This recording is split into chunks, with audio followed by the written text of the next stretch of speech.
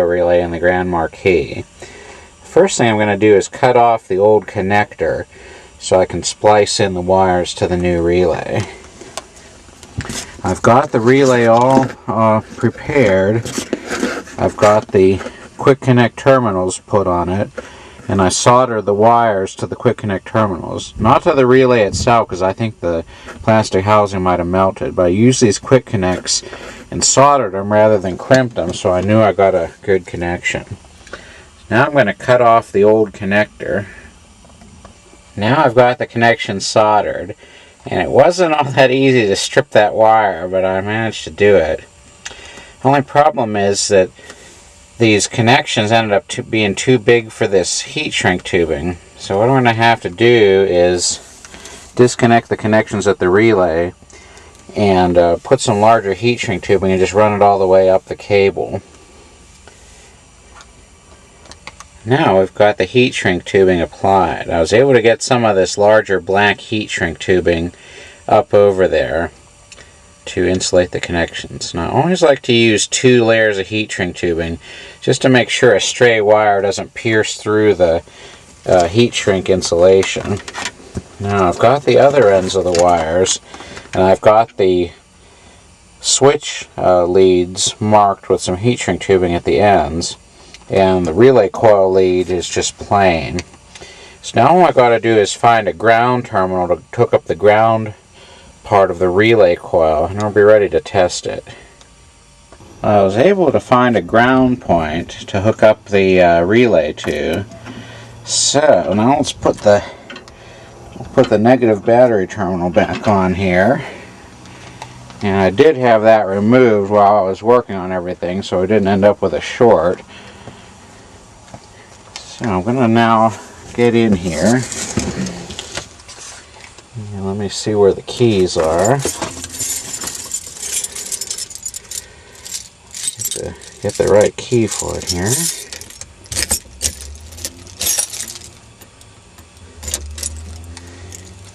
And you can hear the relay click when I turn the key. Now let's see if I can put the windows up and down. Yeah, it looks like I got success. Now all I need to do is just find a good place to mount the relay. I guess we can go ahead and try and start the Grand Marquis just to see how it'll start after sitting for a little while. Get the choke engaged.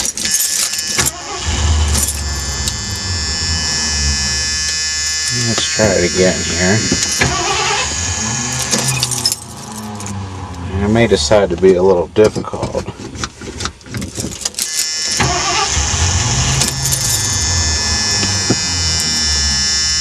Okay, let's try it again.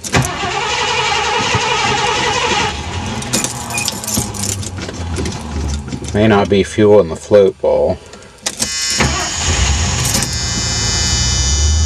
There it goes. Oh, it's just being a little difficult because it's cold.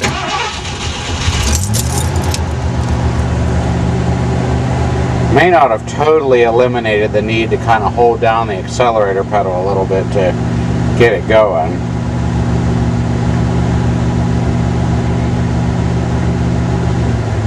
Okay, let's see how it does here. Well,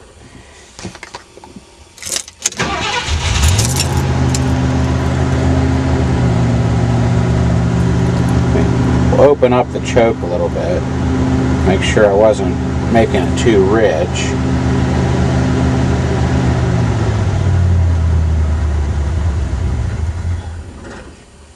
Oh wow, well that's just the way it is.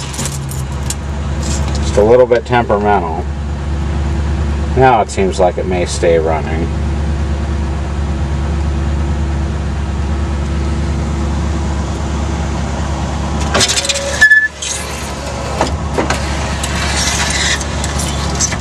And now the power windows are working. So I'm going to try and see where I might be able to mount the relay. Let's just try the headlights. Gauge lights are working. I need to fix the speedometer lights because there's the plastic that they mount into has disintegrated, and I'm getting poor contact of the circuit board.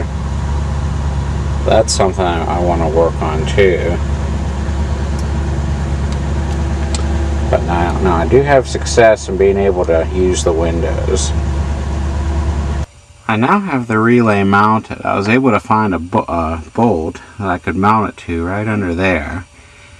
And I'll try and get another cable tie on there and clean up those wires a little bit more. I got them hooked up with some cable ties to the other wiring harnesses there. Now I think the job is just about complete.